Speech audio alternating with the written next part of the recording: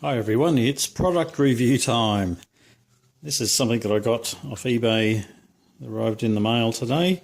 It is a 2-output USB device that goes on to these Makita 18 volt, or I think it runs, you can use it on the 14 volt one as well, it says.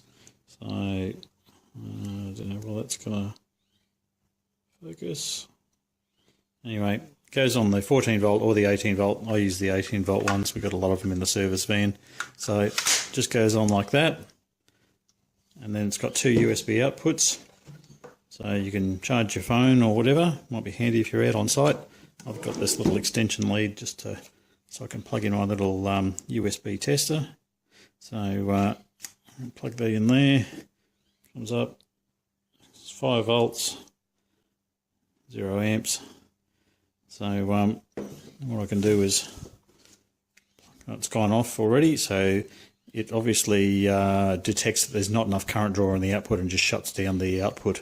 So that's probably not a bad feature, but slightly annoying for showing on this video. I'll plug it back in again. Okay, so we'll plug this phone into it, and so that says it's drawing 0.4 over an amp, half an amp now.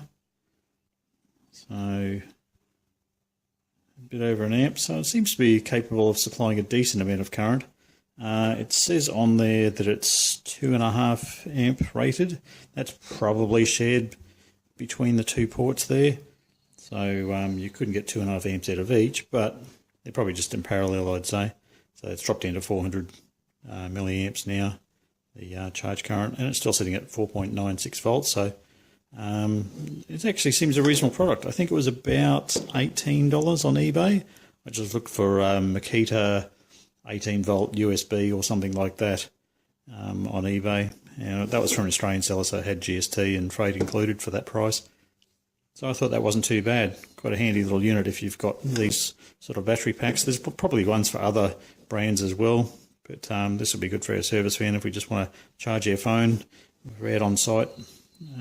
Or run a small USB device, I guess. So now this other little tester here, this is a UT658.